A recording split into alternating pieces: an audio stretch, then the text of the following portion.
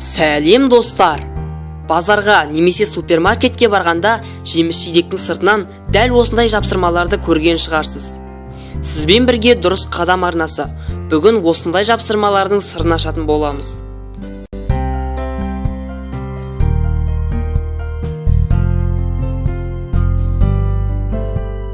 Сіз көріп тұрған жапсырмалар тауар жайлы мәлімет береді.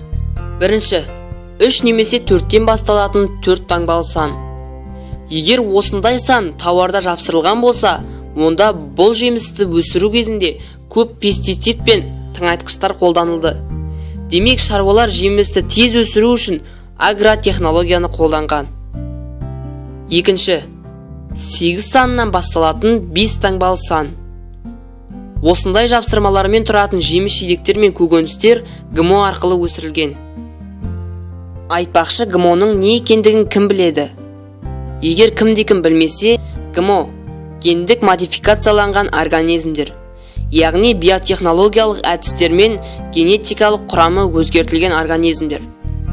Әуел баста адамзат баласының күрт көбеюі салдарынан азық-түлік жетпей қалуы мүмкін деген жақсы ниетпен бидай, көкөністер мен жемістердің ДНК құрамын өзгертіп, олардан көп өнім алуды көздеген.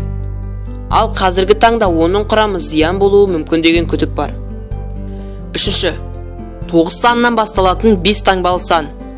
Мұндай жемістер қолдан өсіріледі, яғни ешқандай ГМОсыз, тыңайтқышсыз, кәдімгі бақшадағыдай өсіріледі. Ғалымдар 9 санынан басталатын 5 таңбалы саны бар жемістерді сатып алуға кеңес береді. Жоғарыда айтылған сандар плукод деп аталады. Ал енді сұрақ, плукоды жоқ жемістерді пайдалануға болады ма? Бұл сұраққа Нұркредит сайты былай жауап береді. Негізінде шетелден әкелінген жеміс-жидектер мен көкөністерде міндетті түрде жапсырма болады. Шекараның талабы сондай. Егер жеміс-жидектер жоқ болса, демек сатушы өзі алып тастаған. Сондықтан да ғалымдар мұндай жемістерді пайдаланбауға шақырады. Достар, видео ұнаса арнамызға тіркеліп, лайк басуды ұмытпа. Бүгінге осы. Келесі видеода кездескенше.